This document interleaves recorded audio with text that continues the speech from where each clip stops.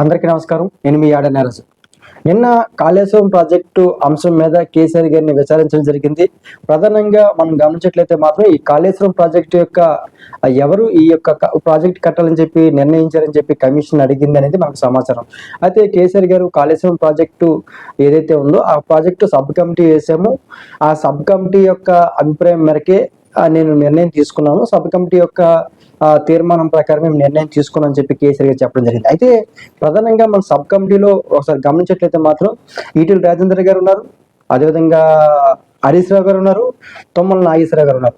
ఏదైతే కాళేశ్వరం ప్రాజెక్ట్ సంబంధించింది ఈ కాళేశ్వరం ప్రాజెక్ట్ కట్టాలని చెప్పి సబ్ కమిటీ వేసామో సబ్ కమిటీ ఆమోదం తెలిపింది. సబ్ కమిటీ యొక్క ముగ్గురు వ్యక్తులు ఎవరైతే ఉన్నారో ఈ ముగ్గురు వ్యక్తులు ఆమోదం తెలిపారని చెప్పడం జరిగింది. అయితే ఇందులో ప్రధానంగా మనకి తుమ్మల నాగేశ్వరరావు గారు కేసీఆర్ గారికి వ్యతిరేకంగా చెప్పడం జరిగింది. అంటే ఈ సబ్ కమిటీ అనేది మాకు తెలియదు, సబ్ కమిటీ అనేది అంశమే లేదు, మేము మమ్మల్ని కేవలం ఒక అడగడం మాత్రమే చేసే తప్ప ఖచ్చితంగా మాకు సబ్ కమిటీ లాంటిది అంటూ ఏమీ లేదు అనే విషయం కూడా తుమ్మల నాగేశ్వర గారు నేను చెప్పడం జరిగింది. అంటే ఈటెల రాజేంద్ర గారు, హరీష్ రావు గారు కేసీఆర్ గారి వైపు నిలబడ్డారు. తుమ్మల నాగేశ్వర గారు అలాంటి సబ్ కమిటీ అంటూ ఏమీ లేదు అని చెప్పడం జరిగింది. అంటే ఒకసారి మనం గమనించట్లయితే మాత్రం కేసీఆర్ గారు సొంతంగా నిర్ణయం తీసుకున్నారు అన్న భావన అయితే మాత్రం ఎక్కువ మందిలో కలిగిందని మనం చెప్పుకోవచ్చు. అంటే కాళేశ్వరం ప్రాజెక్ట్ సంబంధించిన అంశం ఏదైతే ఉందో ఇది సొంతంగానే నిర్ణయం తీసుకున్నారు అనే విషయాన్ని అయితే మాత్రం అంటే కేసీఆర్ గారి వర్షన్ ఏంటంటే ఈ తెలంగాణ సంబంధించిన ప్రాజెక్ట్ కాబట్టి ఖచ్చితంగా ఈ అవసరాలు ఉన్నాయి కాబట్టి వాటి కోసం మేము నిర్మిస్తున్నాము,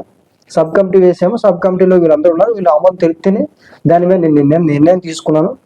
కాళేశ్వరం ప్రాజెక్ట్ కట్టాలి లేకపోతే కాళేశ్వరం ప్రాజెక్ట్ ఈ రకంగా ముందుకెళ్ళాలని నిర్ణయం ఆలోచన విధానం నాది, కానీ ఆమోదం తెలిపింది మాత్రం సబ్ కమిటీ కాబట్టి ఖచ్చితంగా సబ్ కమిటీ యొక్క నిర్ణయం ప్రకారమే ముందుకెళ్ళామని చెప్పడం జరిగింది. కానీ ఈ సబ్ కమిటీలో ఉన్న వ్యక్తులు ఎవరైతే తుమ్మల నాగేశ్వర గారు ఉన్నారో ఆయన దీనికి వ్యతిరేకించడం జరిగింది. అంటే ఖచ్చితంగా ముగ్గురు వ్యక్తుల్లో ఇద్దరు వ్యక్తులు కేసీఆర్ గారి వైపు, ఒకవైపు తుమ్మల నాగేశ్వర గారు చెప్పలేదు. అంటే ఇది మేమే అంటే సబ్ కమిటీలో మేము ఉన్నాము, మమ్మల్ని సంప్రదించి చేశారు అన్న విషయం చెప్పలేదు. కాబట్టి ఖచ్చితంగా ఏదైతే ఈ సబ్ కమిటీ అంశం ఏదైతే ఉందో ఖచ్చితంగా సబ్ కమిటీలో కూడా ఈ రకంగా వ్యాఖ్యలు చేశారు కాబట్టి ఖచ్చితంగా ఇది కేసీఆర్ గారు ఏకాభిప్రాయంతో చేశారు అన్న భావన మాత్రం కలిగేలాగా ఉంది. అంటే కమిషన్ ఏ రకంగా ఈ యొక్క అంశాన్ని పరిగణలోకి తీసుకుంటుందని మనం చెప్పలేం. ఎందుకంటే కేసీఆర్ గారిని ఏ రకంగా విచారించారు, ఏ అంశాల మీద విచారించారు అనేది మనకు తెలియదు. కాబట్టి సబ్ కమిటీ అంశాల మీద ఎవరైతే ఉన్నారో ఈటెల రాజేందర్ గారు మాత్రం దాన్ని స్వాగతించారు, కేసీఆర్ వైపు నిలబడ్డారు, హరీష్ రావు గారు కేసీఆర్ వైపు నిలబడ్డారు. కానీ తుమ్మల నాగేశ్వర గారు నిలబడలేదు కాబట్టి ఖచ్చితంగా ఈ అంశం అంటే సబ్ కమిటీ కూడా నిర్ణయం కాకుండా కేసీఆర్ గారు సొంతంగానే నిర్ణయం తీసుకున్నారు అన్న భావన కలిగేలాగా తుమ్మల నాగేశ్వర గారి స్టేట్మెంట్ ఉంది. కాబట్టి ఖచ్చితంగా ఈ అంశం మీద కమిషన్ తీసుకునే నిర్ణయం, అదేవిధంగా రేవంత్ రెడ్డి గారు రేపు ఎల్లుండో ఇచ్చే ప్రెస్ మీట్ నిర్ణయం తీసుకునే అంశాలు ఏవైతే ఉంటాయో వీటన్నిటిని బేస్ చేసుకుని కమిషన్ ఒక నిర్ణయం తీసుకునే అవకాశం ఉంటుంది. కాబట్టి సబ్ కమిటీలో ముగ్గురినే ఎందుకు వేశారు, ఇంకెక్కువ వేసి ఉండొచ్చా, లేదంటే ముగ్గురు సభ్యులు సరిపోతారా?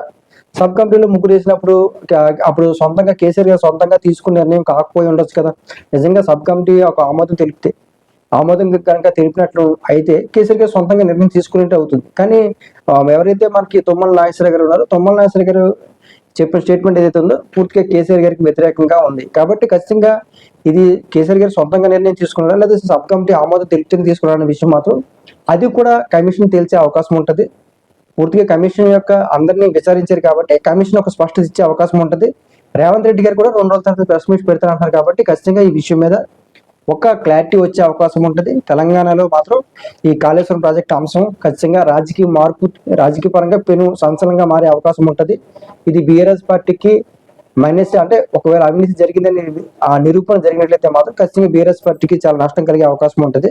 అదేవిధంగా కాంగ్రెస్ పార్టీకి మొదటి నుంచి ఆరోపిస్తున్నారు కాబట్టి మేము చెప్పింది నిజమని చెప్పి నమ్మే అవకాశం ఉంటుంది. కాబట్టి ఖచ్చితంగా ఈ అంశాన్ని కాంగ్రెస్ పార్టీ ప్రతిష్టాత్మకంగా తీసుకుంది, చాలా లోతైన విచారణ చేశారని మనం గమనించుకోవచ్చు. ఒక అవినీతి మీద ఏసీబీకి అధికారులు లేకపోతే ఇంకేమైనా కేంద్ర ప్రభుత్వ అధికారులకు సంబంధించిన వాళ్ళు వేస్తారు, కానీ ప్రత్యేకంగా ఒక కమిషన్ ఏర్పాటు చేశారంటే మాత్రం ఈ యొక్క కాళేశ్వరం ప్రాజెక్టు మీద ఏ రకమైన ప్రతిపక్ష పార్టీలు లేకపోతే కాంగ్రెస్ పార్టీ ఫోకస్ పెట్టిందని మనం అర్థం చేసుకోవచ్చు. కాబట్టి ఈ యొక్క సబ్ కమిటీలో ఉన్న వ్యక్తులు వ్యతిరేకంగా చెప్పారు కాబట్టి కమిషన్ ఏ రకంగా తీసుకుంటుంది అన్న దాని మీద మనం ఎదురు చూడాల్సిన అవసరం ఉంటుంది. కాబట్టి ఖచ్చితంగా 2 రోజులు అయితే మాత్రం ఖచ్చితంగా ఒక క్లారిటీ వచ్చే అవకాశం ఉంటుంది.